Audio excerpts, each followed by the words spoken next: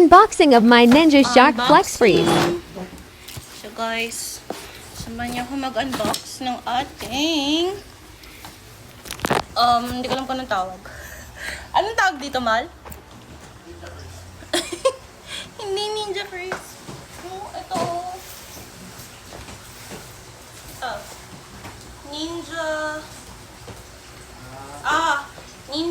Ninja Shark Flex Breeze.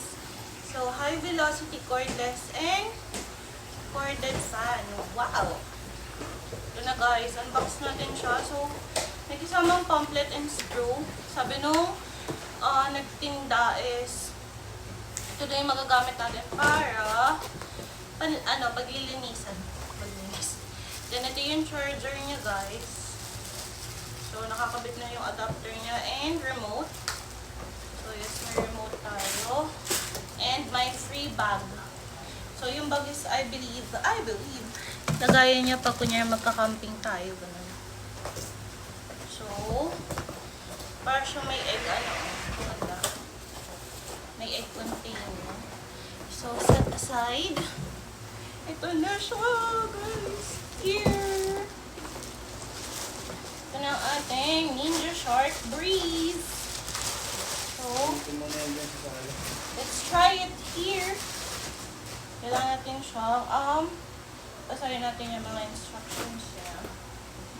So, una iti-try muna natin siya. So, may pindutan dito guys. Ito.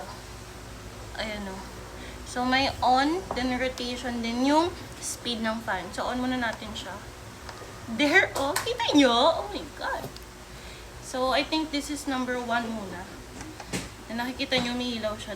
That's number 2. Number 3. Number 4. Then number 5. So, ayan siya.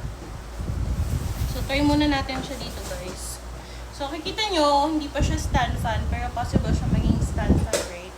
So, ito, pinipress lang to para mag-open siya. See? Kasi yan, pwede na siyang ilapag sa sahig. Tapos, pakita ko sa inyo kung paano siya mag-rotate, guys. Paano ba? Ayan, guys. So, press natin tong pang-rotation niya. So, makikita nyo siya may gusto. Lakas nga in fairness. Dinig nyo ba? There. So, may iba't ibang mode siya ng pag-ikot niya. So, may isa pa. I think that's the 360 ba to? 180 lang, diba? Ayan, pang 180 lang. So, may 45 degrees, 90 degrees, then 180. So, ayan siya. Ito din 180 degrees. So, hanggang dun siya. They're all, diba, so nice. So, kunin ko naman yung pang stand fan niya para makita niyo. So, ito-try naman natin yung naka-stand fan siya. Wait lang, guys. So, ito yung stand niya. Ginawa ko lang doon sa box. Then, nakakonect talaga siya. Uy, nakakatakot siya, guys. Kasi tignan nyo, yung ganun lang yung wire niya. Paano to? Uy, nakakatakot to, mahal. Ika nga dito.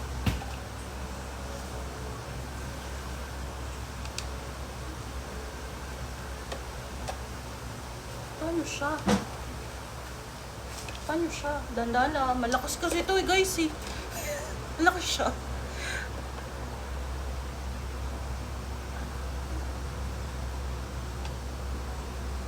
Di ba nakakatakot? Hindi sa atin naturo yan. Oh my God.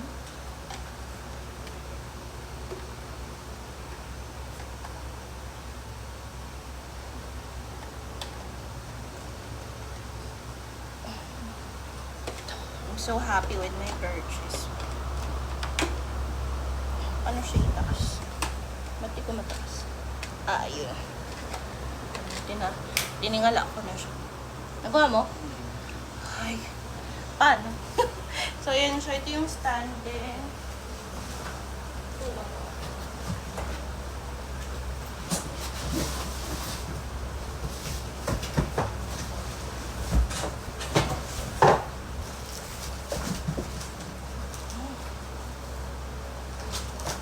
siya may kable guys kasi pwede nyo din siyang i-charge dito. So nakakatakot kasi yung kable yun. Yung kanina, napakulit. Yung charging nyo.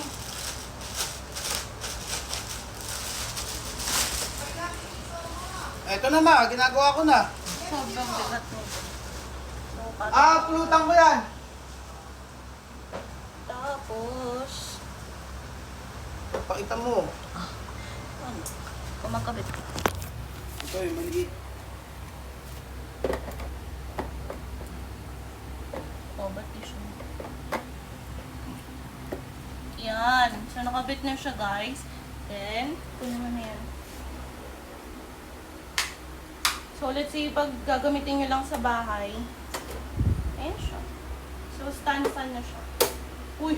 Yak yun. So, ayan siya. Ang cute niya, guys.